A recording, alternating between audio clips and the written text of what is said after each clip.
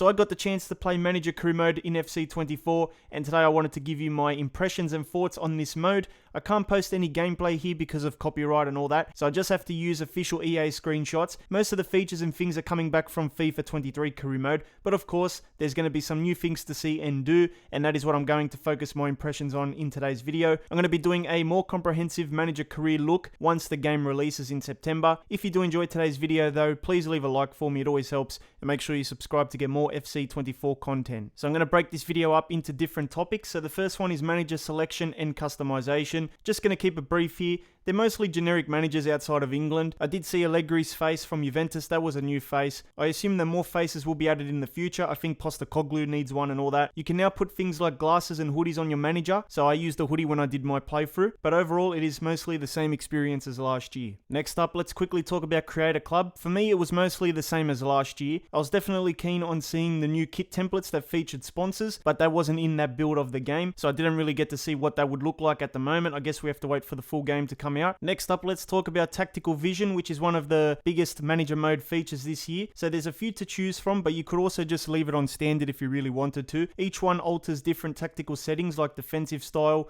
the width, the range, etc. They act pretty much like presets, but I think you can customize them a little, but there are boundaries. If you go too far, your coaches will get a penalty and they don't gain XP. So there's a certain limit with each different tactical vision. This can quickly become a set and forget feature if you're not keen on changing the vision so often. Let's talk about coaches next. This is a nice feature to have in the game because it boosts your players and gives you something to do. It's important to hire coaches that best fit your tactical vision. They can provide a considerable boost to player stats if used correctly. You get a set number of open positions when you start. This changes depending on the quality of each club, I believe. When I checked, Manchester United got 13 slots and an Australian club got 5. You can unlock more based on good manager ratings in subsequent seasons. Coaches are able to grow or level up and earn XP over time. I don't think it's possible to achieve full ideal stars in your first season for each category, even if you have a huge wage budget, but wage budget and possibly club rating as well does play a huge part. When I started with Manchester United, we had a big wage budget and 13 positions. I had attack, midfield and goalkeeping on expert level already, and that gave my players a +7 boost, and I had the midfield on accomplished knowledge, which gave it a little bit of a boost.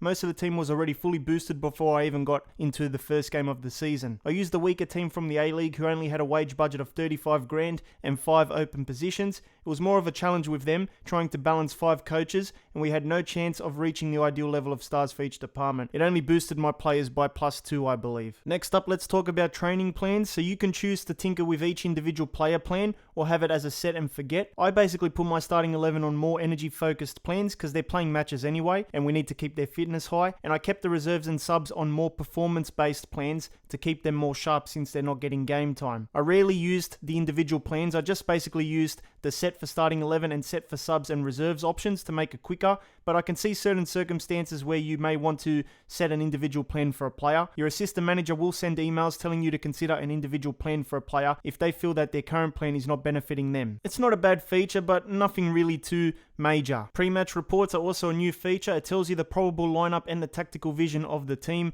It's a nice feature to have in the game. It tells you key information about your opponent, but I think many players will skip this after a little while though. So next up is pre-match training. Basically, you want to do pre-match training to give a temporary playstyle to your player. This is not a bad feature as well, but I can still see people skipping it after a while. You do get a selection of training drills to consider, but you can only complete one and that's it. You can't do more than one. So you have to think carefully about the kind of players you want boosted for the game and what type of boosts you need for the game as well. In terms of Youth Academy, you can now specify a position when searching for Youth Academy talent, and I believe the rest of the Youth Academy experience is still the same as FIFA 23 though. I think it's a bit too early to talk about gameplay because things will get changed for the full release. There's going to be probably patches on day one, but I do like the new gameplay camera. I have used that the most and I do enjoy it. Matchday presentation like overlays, pre-game cutscenes, full and halftime menus are amazing this year and one of FC24's standout features. The presentation this year for Matchday has gone to the next level. The only thing we're missing is like halftime shows and full-time shows. Next gen players will notice though that the FIFA 23 pre-game walkouts, handshakes and lineup announcement cutscenes are mostly replaced with short and quick matchday introduction hype